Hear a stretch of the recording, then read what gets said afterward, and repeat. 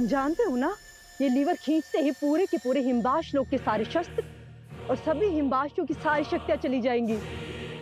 जो इस लोक में है उनकी ही नहीं, जो कहीं और किसी और लोक में है उनकी भी शक्तियां चली जाएंगी। जानता हूं तिमिरा, ये वही लीवर है जिसकी वजह से हम सब हिमबाशियों को तिलस्मी शक्तियां मिलती हैं। और आगील ने मुझसे यही करने को कहा है, और मैं किसी भी हालत में तिमिरा आगील से नाफरमानी नहीं कर सकता हूं। लेकिन आगिल ऐसा क्यों चाहती है? मुझे हमेशा से शक था कि कभी ना कभी कोई हिमबाशी मेरा पीछा करते हुए उस घड़ी का इंतजार करेगा जब मैं अपनी सारी शक्तियों का समर्पण करके शक्तिहीन हो जाऊं और फिर वो मुझे खत्म कर दे। ऐसे में कोई साधारण सा हिमबाशी भी मेरे ही हिमबाश लोक का शस्त्र इस्तेमाल करके मुझे मार सकता है। इसलिए हर बार उस स्विच का इंतजाम करके ही निकलती हूँ इस सफर पर। बस अब मुझे उस रेत के खत्म होने तक इन दोनों को बहलाना है और वक्त बर्बाद करना है।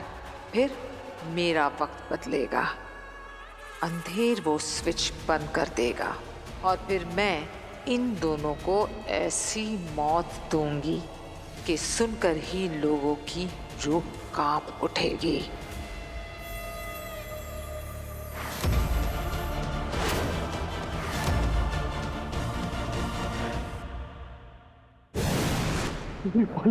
मेरे दोस्त, अच्छा हुआ तुम आ गए। तुम ठीक तो हो? मैं बहुत डर गया था यार। रहमत बरताल, मैं ठीक हूँ और मैंने इनकी भी जान बचा ली।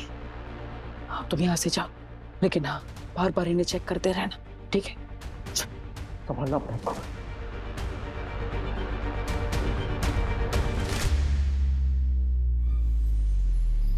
माँ, नव्या, ईवा, मुझे माफ करना।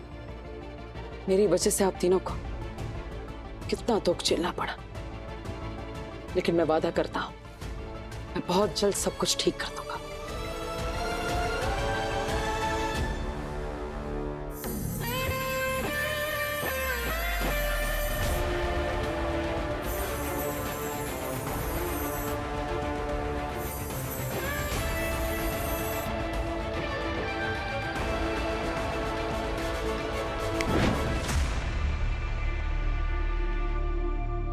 बालवीर, तुम यहाँ?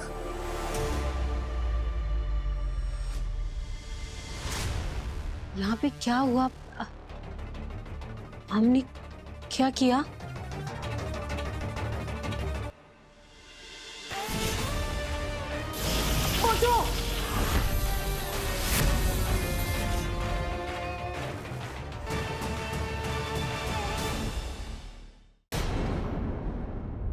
हमने तुम पे हमला किया?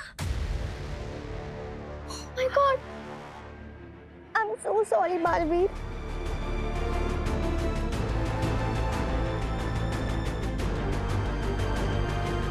हे भगवान, ये क्या अनर्थ हो गया हमसे? हमें माफ कर दो बालवीर। हम नहीं नहीं, आपको माफी मांगने की कोई जरूरत नहीं, इसमें आपका कोई दोष नहीं। ये सब परम ने किया है। परम ने आपके दिमाग पर कब्जा कर लिया था, जैसे जैसे उसने दादाजी के दिमाग को अपने वश में करके मुझ पर हमला किया था। देखिए, आप सब निराश मत होइए, दादाजी वापस जरूर आएंगे, लेकिन तब तक आप ऐसे दुखी रहेंगे तो ये कवच आपकी सुरक्षा परम से नहीं कर पाएगा। इसलिए मेरी आपसे विनती है, अपना मनोबल बनाए रखिए, हिम्मत रखिए और बिल्कुल भी उदास मत होइए। हम वादा तो नहीं कर सकते बालवीर, पर कोशिश करेंगे। हमने जो खोया है उसके बाद मुस्कुराना बहुत मुश्किल है, पर कोशिश करेंगे। आज इस परिवार को बालवीर की नहीं, वीर की जरूरत है। हम में से कोई एक ऐसा गद्दार है जिसने हर बार हमारी सारी इंफॉर्मेशन हमारे दुश्मन परम तक पहुंचा दी है। हमें परम की लोकेशन तक मिल गई थी और बालवीर वहां पहुंचने ही वाला था, लेकिन उससे पहले ही वो वहां से भाग निकला। हमारी मिसाइल्स सारी अपग्रेड हो गई थी, लेकिन परम ने उस गद्दार के साथ मिलकर हमारी मिसाइल डाउनग्रेड करवा दी। और वो गद्दार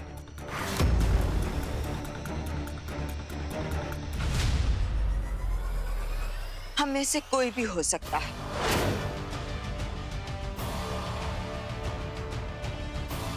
वो तुम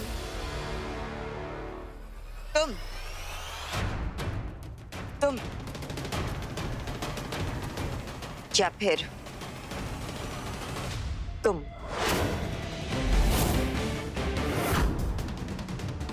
मैं? नेहमाग, इतनी सीक्रेट इंफॉर्मेशन जो हमारी सेना तक को पता नहीं है, वो हमारी दुश्मन तक कैसे पहुंची? लेकिन अब वो गद्दार जो भी है बहुत जल्द पकड़ा जाएगा।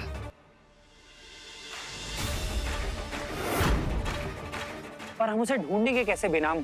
जमीन आसमान एक कर देंगे। दिल्लाख, जिसने शाश्वान लोग के साथ दुश्मनी की है, उस गद्दार को ढूंढ के रहेंगे। मैं तो कहता हूँ बेनाम कि हमें शाश्वान लोग के एक एक बॉर्डर को सील कर देना चाहिए। एक एक पल काल की रिकॉर्डिंग चेक करो और किसी भी शाश्वानी को शाश्वान लोग से बाहर जाने की इजाजत नहीं होनी चाहिए। गजब का चालाक है ये चश्मा, खुद सारे सबूत मिटा चुका है, इसलिए इतना बढ़ चढ़ कर बोल रहा है। जब तक मैं उस गद्दार को ढूंढ के अपने हाथों से नहीं मार डालता, महामहिम की कसम, मैं चैन की सांस नहीं लूंगा बेनाम। नेहमाग, शांत हो जाओ, ऐसा कुछ भी करने की जरूरत नहीं है। वो गद्दार जो भी है बहुत शातिर है। अब तक उसने सारे सबूत मिटा ही दिए होंगे। तो क्या हम उसका पता कभी नहीं लगा पाएंगे? कभी नहीं, जल्द, बहुत जल्द। क्योंकि अब बालवीर के पास एक ऐसा नया जादू है जो बिना सबूत के भी उसे सच्चाई तक पहुंचा देगा। ये तो बहुत अच्छी खबर है। हाँ, आने दो बालवीर को। अब वो गद्दार नहीं बचेगा।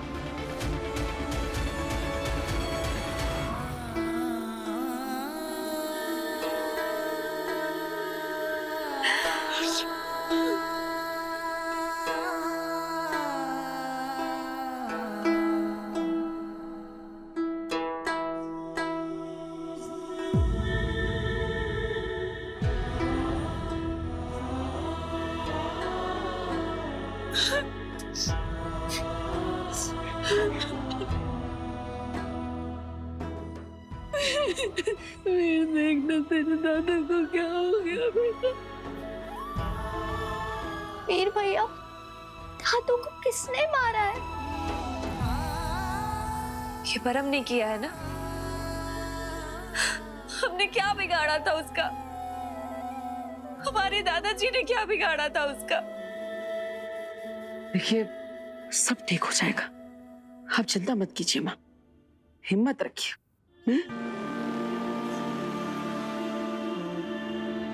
तू वीर है या बालवीर? बताना, तू वीर है या बालवीर?